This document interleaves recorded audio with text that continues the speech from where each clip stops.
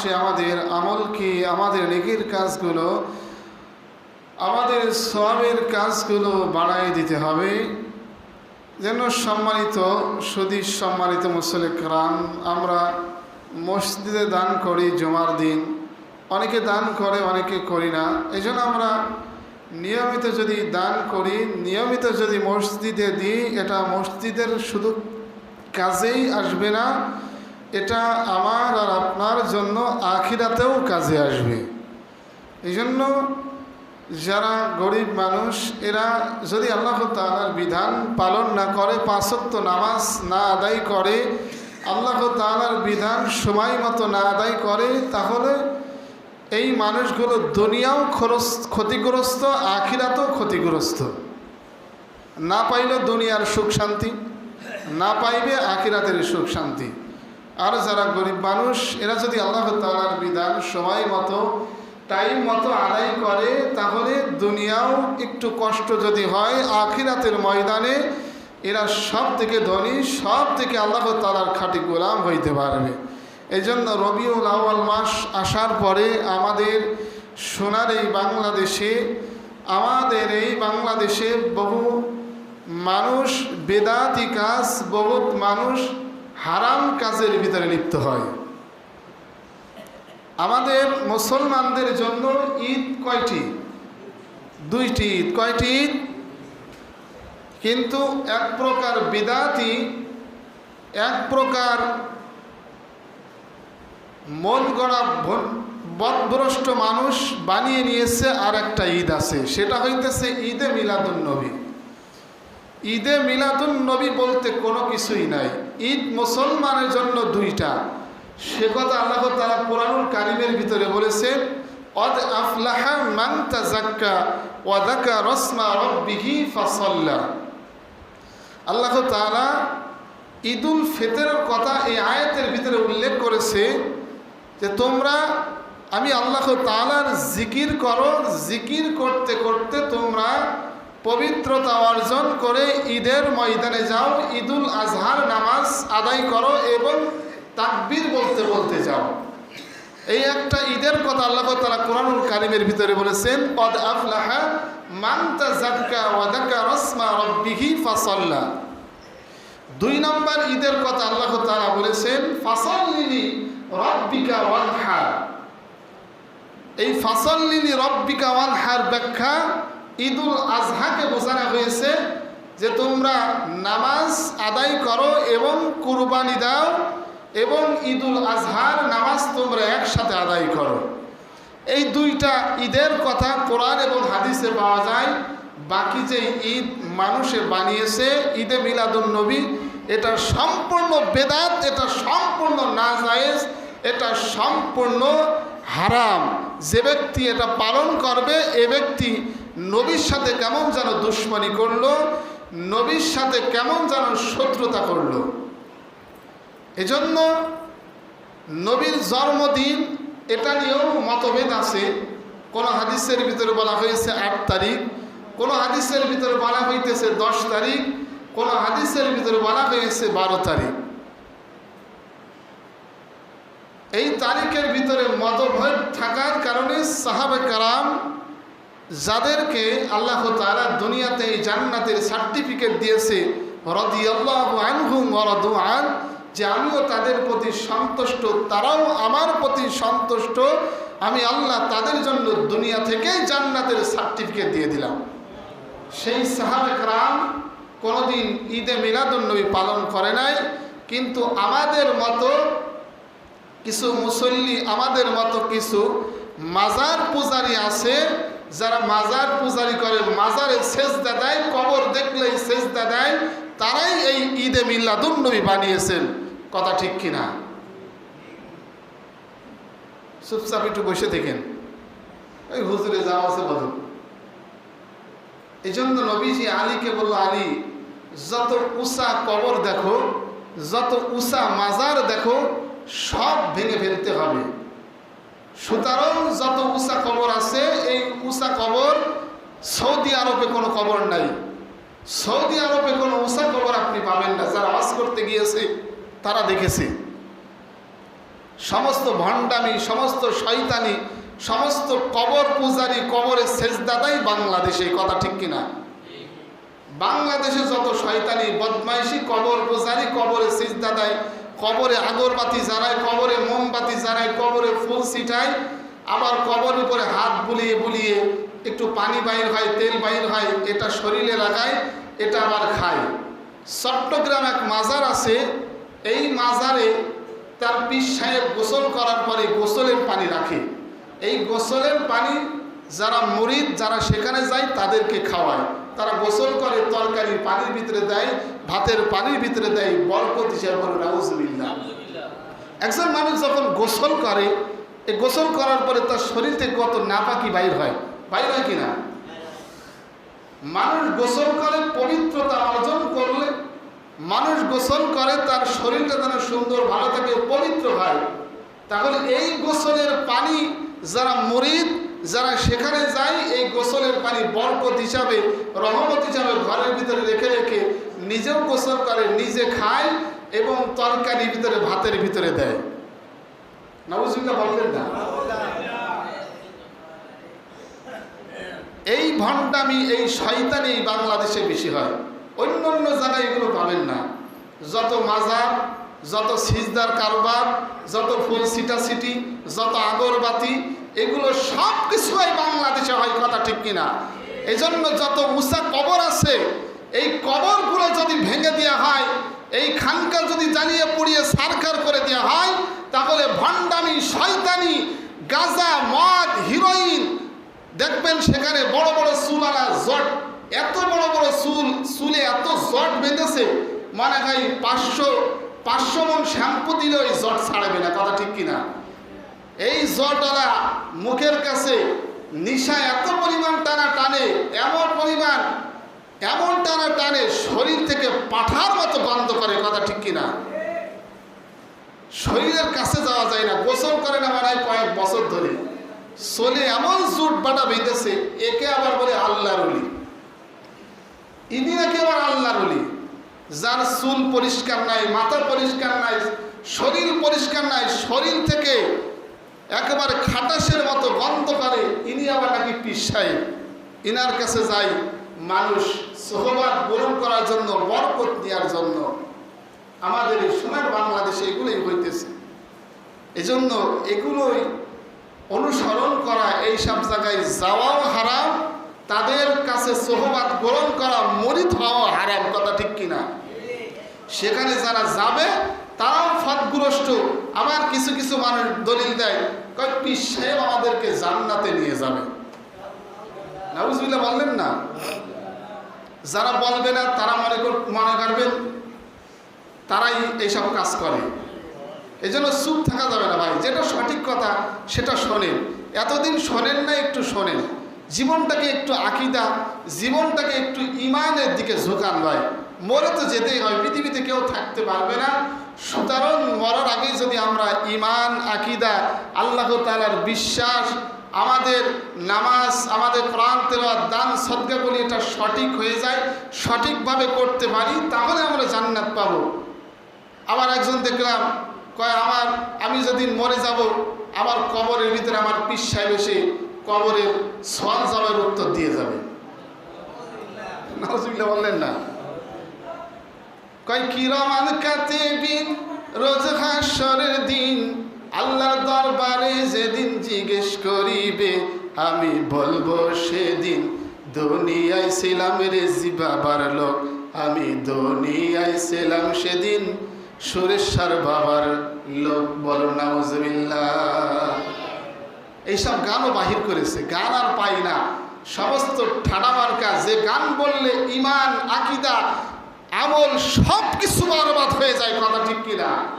এই জন্য এমন শব্দ, এমন কোনো বাক্য, এমন কোনো লফজ উচ্চারণ করা যাবে না যেই শব্দ, যেই কথার দ্বারাই ইমান নষ্ট হয়ে যায়, যেই কথার দ্বারাই আমল নষ্ট হয়ে যায়, এমন কোনো শব্দ বলা যাবে না, কথা ঠিক কিনা? আরও বহুত রকম শিরকি, আবার বহুত রকম বিদাতি বাংলাদেশে হয়। বাবার দরবারে যে চাই, ছেলে চাই, মেয়ে চাই, এরপরে টাকা চাই, পয়সা চাই, এরপরে নিজে অসুস্থ, এই অসুস্থতায় একজন মানুষ মরে যাওয়ার পরে তার কোনো কিছু দেওয়ার মতো ক্ষমতা আর থাকে না, সে তো নিজেই নড়াচড়া করতে পারে না, কথা ঠিক কিনা? সে আবার দেবে কিভাবে? তার কাছে যদি ছেলে চাই, মেয়ে চাই, টাকা চাই, পয়সা চাই, সে তো নিজেই চলতে পারে না, বাবা আপনাকে দেবে কিভাবে? কথা ঠিক কিনা? সে তো নিজে চলার মতো শক্তি নাই, তা আপনাকে দেবে কোন সিস্টেমে? এটা মানুষের বিবেক, মানুষের ব্রেন এমনভাবে তারা ধুলাই করেছে, এমনভাবে মাথা ওয়াশ করেছে যে কোনটা খারাপ কোনটা ভালো এটা আর বোঝার মতো তাকে শক্তি গ্রহণ করার মতো দেয় নাই। এজন্য এমন শয়তানি দেখবেন, বাবাকে খাইতে দেয় না, মাকে খাইতে দেয় না, পীর সাহেবের জন্য বড় বড় ইলিশ মাছ, রুই মাছ, কাতল মাছ, এরপরে বিভিন্ন রকম গরু, ছাগল, আরো কত কিছু নিয়ে যায়, কিন্তু বাবাকেও ভাত দেয় না, মাকেও দেয় না, পরিবারের কোনো খোঁজ খবর রাখে না, বাবার খোঁজ খবর আগে নেয়, কথা ঠিক কিনা? এগুলো সম্পূর্ণ হারাম, সম্পূর্ণ হারাম, সম্পূর্ণ নাজায়েজ। পিতামাতাকে বাদ দিয়ে যদি কোনো বাবার অনুসরণ করে, এগুলো সম্পূর্ণ হারাম, নাজায়েজ। যে ব্যক্তি এ কাজ করবে সে ব্যক্তির আমল নষ্ট হয়ে যাবে। ওই ব্যক্তি যদি মৃত্যুবরণ করে ওই ব্যক্তির জন্য ডাইরেক্ট জাহান্নাম, কথা ঠিক কিনা? এজন্য এমন কোন আকীদা, এমন কোন ঈমান গ্রহণ করা যাবে না যে আকীদা, যে ঈমান আমাকে বরবাদ করে ফেলে, যে আকীদা, যে ঈমান আমাকে নষ্ট করে দেয়। দেখেন, বাবা আগে ওসিয়ত করে গিয়েছে যে আমি মরে গেলে আমার কবরটা ঘরের ভিতরে দিও। এই জন্য ঘরের ভিতরে কবর দিয়ে আবার দেখবেন বিশাল বড় মাজার বানিয়েছে। প্রত্যেক বছর বছর সেখানে ওরস, সেখানে গাজার আড্ডা মিলায়, সেখানে মেলার আড্ডা মিলায়, সেখানে ধূমপানের আড্ডা মিলায়, সেখানে সমস্ত প্রকার নাজায়েজ গান বাজনা, আরো ঢোল টপলা কত কিছু করে। এজন্য যত উঁচা মাজার আছে এগুলো যদি ভেঙে দেওয়া যায়, এগুলো যদি দুনিয়া থেকে শেষ করে দেওয়া যায়, সমস্ত মানুষ ইসলামের পথে, নামাজের পথে, আল্লাহর পথে ছুটতে থাকবে, কথা ঠিক কিনা? এজন্য সম্মানিত হাজিরিন, সম্মানিত সুধী, সম্মাতি মুসলিম کرام, আমরা মাজারের বিরুদ্ধে করি না, মাজারকে আমরা অপছন্দ করি না, কিন্তু বর্তমান সময়ে যে কারবার হইতেছে এগুলো সম্পূর্ণ হারাম। দেখবেন মাজারের কবরের উপরে সুন্দর মতো লাল কাপড় বিছিয়ে রাখে, আবার কত সুন্দর সুন্দর গোলাপ ফুল, গেন্দা ফুল, আরো কত ফুল, আগরবাতি, মোমবাতি, যেই পরিমাণ জ্বালানো হয়, যেই পরিমাণ নাজায়েজ কাজ হয়, এর বিরুদ্ধে করি।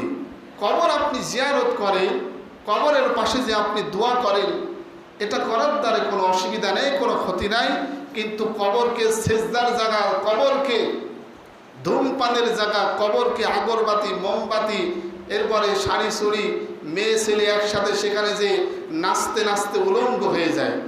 এই যে আপনাদের বড়িরহাট 3 খাম্বার পাশে এক মাজার আছে, হুজুরের মাজার, সেখানে আমি গিয়েছি দেখতে। যার পরে সেখানে দেখতেছি এক যুবতী মেয়ে, বয়স 15 থেকে 16। এই মেয়ে সেখানে নাচতে নাচতে শরীরের কাপড় চোপড় সব শেষ, পরে একটা খাম্বার সাথে বেঁধে রেখেছে। আমি নিজের চোখে দেখলাম। এই জন্য এমন হারাম কাজ, অবৈধ কাজ এই বাংলাদেশে হইতেছে। এই জন্য এইসব কাজ থেকে আমাদের বিরত থাকতে হবে ভাই। এটার দ্বারা দুনিয়াও শেষ, আখিরাতেও শেষ। আপনার দুনিয়া বরবাদ হয়ে যাবে, আখিরাতেও বরবাদ হয়ে যাবে। আপনি নামাজ পড়েন, কোরআন তেলাওয়াত করেন, পরিবারের খোঁজ খবর রাখেন, পরিবারকে আপনার আয়ত্তে রাখেন, পরিবারকে পর্দার ভিতরে রাখেন। এই কয়েকটি কাজ করতে পারলে আপনি নিঃসন্দেহে জান্নাতি, নিঃসন্দেহে জান্নাতি। আপনাকে পীর সাহেবের দরবারে যেতে হবে, ওখানে যে সিজদা মারতে হবে, না গেলে আপনি জান্নাতে যাইতে পারবেন না। এটা সম্পূর্ণ অবৈধ কথা, সম্পূর্ণ নাজায়েজ কথা, সম্পূর্ণ শিরকি কথা, কথা ঠিক কিনা? এই জন্য নবীজি কোরআন, আল্লাহ তাআলা কোরআনুল কারীমের ভিতরে বলেছেন, ওয়ামা আতাকুমুর রাসূলু ফাখুযু ওয়ামা নাহাকুম আনহু ফান্তাহু। তোমাদের নবী যে কথা বলেছে তোমরা সেই কথাগুলো, সেই কাজগুলোই তোমরা করো, এবং তোমাদের নবীজি যে কাজ করে নাই সুতরাং তোমরা সেই কাজগুলো করো না। এখন আপনি নবীর কথা মানবেন না পীর সাহেবের কথা মানবেন? নবীর কথা মানতে হবে। সুতরাং কোনো পীর সাহেব, এমন পীর সাহেবের কথা, এমন হুজুরের কথা মানতে হবে যার মুখে আছে দাড়ি, সে মানুষকে দিতে পারে ঝাড়ি, আল্লাহ তার জন্য জান্নাতে বানিয়ে রাখবে সুন্দর একটা বাড়ি, আল্লাহ তার জন্য রাখবে সুন্দর সুন্দর গিলমান নারী। কথা ঠিক কিনা? এমন হুজুরের কথা মানতে হবে। আমরা এমন পীর সাহেবের কাছে যাই যার মুখে নাই দাড়ি, এমন চাচা সেইছে। আমাদের বাংলাদেশে দেখেন সালমান নামে এক মানুষ আছে, এমন চাচা সেইছে বাংলাদেশে পালিয়ে যাওয়ার সময়, এমন চাচা সেইছে চাচতে চাচতে মনে হয় তার চেহারার উপরে হাত দিলে হাত ফসকিয়ে 3 মাইল দূরে চলে যাবে। কথা ঠিক কিনা? এমন চাচাওয়ালা পীর সাহেবকে যদি আপনি মানেন, সেও জাহান্নামী, আপনিও জাহান্নামী। এমন পীর সাহেবকে মানেন যে পীর সাহেব নামাজ তো পড়ে না, মুইতে পানিও নেয় না, এরপরে ঢিলাকুলুপ্ত ব্যবহার করেই না, নিজের পরিবারকে আয়ত্তে রাখে না, এমন পীরকে মানলে সেও তো জাহান্নামী, আপনিও জাহান্নামী হয়ে যাবেন।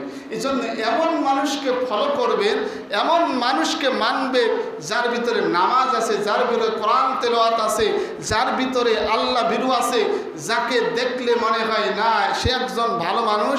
এমন মানুষকে ফলো করলে, এমন মানুষকে মানলে আল্লাহ তাআলা আপনাকেও জান্নাতি করবে। আল্লাহ তাআলা এমন উলামা کرام, এমন আল্লাহ তাআলার বান্দার কারণে আল্লাহ তাআলা বলেন যে ওই বান্দার সাথে, ওই আলেমের সাথে, যেই আলেম আল্লাহ তাআলার বিধান মানে, কোরআন তেলাওয়াত করে, ভালো কাজ করে, তার দিকে যদি তাকানোর সাথে সাথে তার চোখের ছোট ছোট গুনাহ আল্লাহ মাফ করে দেয়। তার সাথে মুসাফা করলে তার হাতের গুনাহ আল্লাহ মাফ করে দেয়। সে যেন একজন আলেমের সাথে মুসাফা করলো, একজন আলেমের দিকে তাকাইলো, সে যেন স্বয়ং তার নবীর দিকেই তাকাইলো। এজন্য এমন আলেমকে, এমন মানুষকে ফলো করতে হবে। এজন্য ইব্রাহিম আলাইহিস সালাতু ওয়াস সালামের মৃত্যুবরণ করার পরে তার মুরিদরা, তার উম্মতেরা পাগল পারা হয়ে গিয়েছে যে আমাদের নবী মৃত্যুবরণ করলো, যদি এমন একটি, এই যে পূজা যত মূর্তি সেখান থেকে এসেছে ইব্রাহিম আলাইহিস সালাতু ওয়াস সালামের জামানা থেকে। ইব্রাহিম আলাইহিস সালাতু ওয়াস সালাম মৃত্যুবরণ করলো, এরপরে শয়তান তাদের কাছে মানুষ ছদ্মবেশে গিয়েছে। শয়তান বলতেছে আমি তোমাদের নবীর মতো একজন মূর্তি বানিয়ে দেব, এমন একটা ছবি আকৃতি করে দেব, দেখতে অবিকল তোমাদের নবী ইব্রাহিমের মতোই দেখা যাবে। শয়তান অবিকল এই মূর্তিটা, এই মানুষটা অবিকল একেবারে ইব্রাহিম আলাইহিস সালাতু ওয়াস সালামের মতো বানিয়ে দিল। তারা সেটা দেখে মন জুড়াইতে লাগলো, প্রাণ জুড়াইতে লাগলো। এদের মৃত্যুবরণ করার পরে এদের প্রজন্মের সন্তানেরা এই ছবিটাকে বিশাল বড় মূর্তি বানাইল। এরপরে এরা তখন তাজিম করলো না, সম্মান করলো না, তারা ডাইরেক্ট সেজদা শুরু করলো। এই জন্য এই পৃথিবীতে যত মূর্তি আছে, এই পৃথিবীতে যত মূর্তি বানাইতেছে, সমস্ত মূর্তি ইব্রাহিম আলাইহিস সালাতু ওয়াস সালামের জামানা থেকে এসেছে। ইব্রাহিম আলাইহিস সালাতু ওয়াস সালাম এগুলো বানাইতে বলে নাই, এগুলোর কোনো কাজ করতে বলে নাই। সুতরাং পৃথিবীতে যত মাজার আছে, যত খানকা আছে, সেখানে এক সময় ভালো কাজ হতো, মাজার ছিল না। এর প্রজন্মে যত মানুষ সেখানে আছে, বসবাস করতেছে, তারাই এই মাজারগুলো বানিয়েছে, তারাই এই শিরকি, তারাই কবর থেকে সিজদা করে। কথা ঠিক কিনা? এই জন্য সম্মানিত মুসল্লি کرام, সম্মানিত ভাইরা, আমার কথা খারাপ লাগুক ভালো লাগুক, আপনাদের ইমান, আপনাদের আমল যেন সুন্দর হয়ে যায়, আপনারা যেন ইমান আমল নিয়ে আকীদা সুন্দর করে যেন কবরে যেতে পারেন, এটাই আমার কামনা। আমাকে খারাপ বলেন আর ভালো বলেন, আপনি পীরের মুরিদ থাকুন, যেখানের মুরিদ হোক সেটা আপনার ইচ্ছা।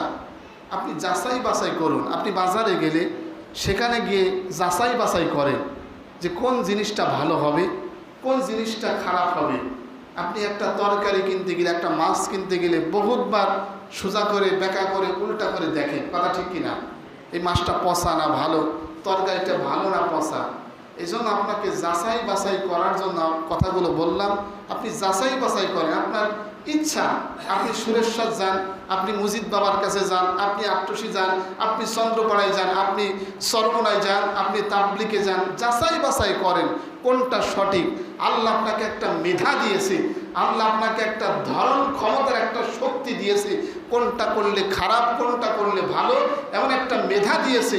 আপনার মেধায় আপনার ব্রেনটে যদি মনে হয় না খারাপ, তাহলে আপনি করেন না। আপনার মেধায় যদি মনে হয় না এটা ভালো, তাহলে আপনি করেন, আপনার বিচার হবে সেখানে। কথা ঠিক কিনা? এজন্য শিরক মুক্ত ঈমান তৈরি করতে হবে, শিরক মুক্ত ঈমান তৈরি করতে হবে, শিরক মুক্ত নামাজ তৈরি করতে হবে, শিরক মুক্ত জীবন তৈরি করতে হবে, শিরক মুক্ত কোরআন তেলাওয়াত করতে হবে। শিরক মুক্ত জীবন যদি আপনি গোপন করতে পারেন, তাহলে আপনার জীবন দুনিয়াতেও কামিয়াবি, আখিরাতেও কামিয়াবি। বলে সুবহানাল্লাহ। আল্লাহ তাআলা আমাদের প্রত্যেকের বুঝে আমল করার তৌফিক দান করুক। আল্লাহ তাআলা আমাদের প্রত্যেকের বুঝে শুনে জেনে বুঝে ব্রেনটে যাচাই বাছাই করার মতো সুযোগ, ব্রেনটে যাচাই বাছাই করার মতো আল্লাহ তাআলা সেই ব্রেন আমাদের প্রত্যেকের দান করুক। সকলে জবান খুলে বলি আমিন।